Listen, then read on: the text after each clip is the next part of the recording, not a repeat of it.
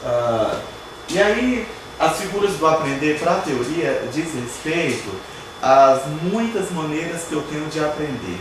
Cada fase da aprendizagem é uma figura que vai sendo modificada à medida que eu vou aprendendo. Então eu passei por muitas figuras de aprender o internetês, né?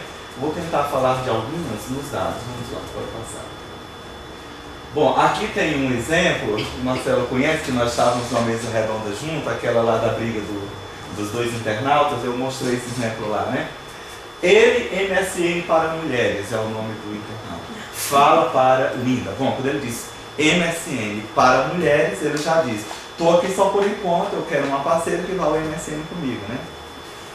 E aí ele diz, ei menina, isso é um chat aberto, não é uma redação do colégio não, né? E aí ela diz, como é? Eu não entendi essa língua aí que você escreveu. Aí ele ri e diz, que é isso, vixe, você acentua tudo, vai aborrecer todo mundo, relaxa aí, gata. Aí ela diz, espere aí, rapaz, não vim aqui assassinar o português. Aí ele diz, veio matar o chat, então. Só pode ser professora você. É gente demais para tecer. Tu acha que tem tempo para frescura? Então, há duas relações com a escrita, há duas relações com o saber escrever aí que estão em conflitos, né? Ok, obrigado, Marcelo. E aí, eu não posso dizer que ela não se relaciona muito bem com a escrita e nem ele.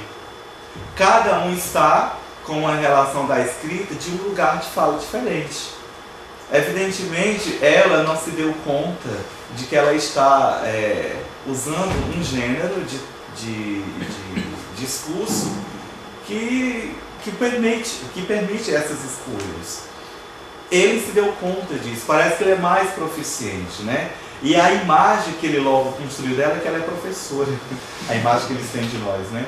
Que ela é professora, né? Então é muito interessante ver as figuras do aprender que ela tem aqui, né? Ele já objetiva, isso é um chat, isso não é uma redação da escola, né? Portanto, relaxa aí, escreva não monitore tanto a sua escrita. E ela entende que se escrever da maneira como ele sugere, ela estaria matando o português. E da visão dele, ela estaria matando o gênero, porque o gênero é assim. E é muito interessante, por exemplo, eu estava numa banca em que alguém foi tratar de retextualização. Fiquei muito preocupado, porque os meninos eram conduzidos a retextualizar o chat. E os enunciados eram assim, retextualize o chat. Ora, o chat, ele é assim, se eu vou retextualizar o chat, não precisa, deixa aí. Agora, se fosse para um outro gênero, alguma coisa da natureza, mais síncrona, com escolhas de escrita mais formais, até tudo bem. Quando eu mudo a maneira de o chat ser, eu estou matando o chat. Né? Então, claro que depende do chat. Eu estou falando de um chat aberto, aquele que representaria mais ou menos uma roda de conversas, de amigos, né? Claro que um chat educacional, no ambiente virtual de aprendizagem, por exemplo, conforme eu também analisei em alguns dados que eu tenho, as escolhas são outras, as relações com a escrita são outras, né? Então as imagens que eu construo dos meus interlocutores são outras, né? Nesse caso, que é um chat aberto, eu achei muito legal ele dizer que ela ia matar o gênero, né? Porque é meio isso que parece que está acontecendo. Por outro lado, essa é uma figura do aprender dela, ela está aprendendo internetês, né?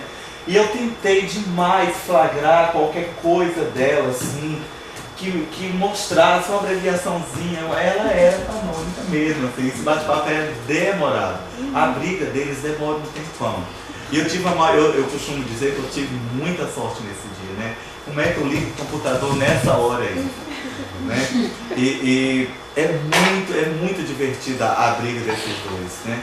E até o final ela é resistente. Aí vai dar aula de pontuação, e vai Pois não. Essa conversa foi tipo assim, de que época? De que época isso aconteceu? Acho que isso aqui foi em 2003, 2004. Eu estava construindo dados para a minha tese de doutorado nessa época aqui. Já aquela do O Cientista foi em 2001, foi na época do mestrado. Né? Bem, então olha aí, há 3 dimensões da teoria da relação com o saber, que é a dimensão identitária. Você não precisa saber dessas categorias, né? Porque eu tenho lido um pouco sobre isso, então vocês podem, se quiser, se interessar ler sobre isso, procurar os trabalhos do professor Charlot. A dimensão identitária, a dimensão epistêmica e a dimensão social. Porque em todas elas, e elas só se separam unicamente por uma questão didática de dizer o que cada uma é. Na verdade, elas se misturam constantemente, né? São as dimensões do aprender que eu tenho, né? A dimensão identitária,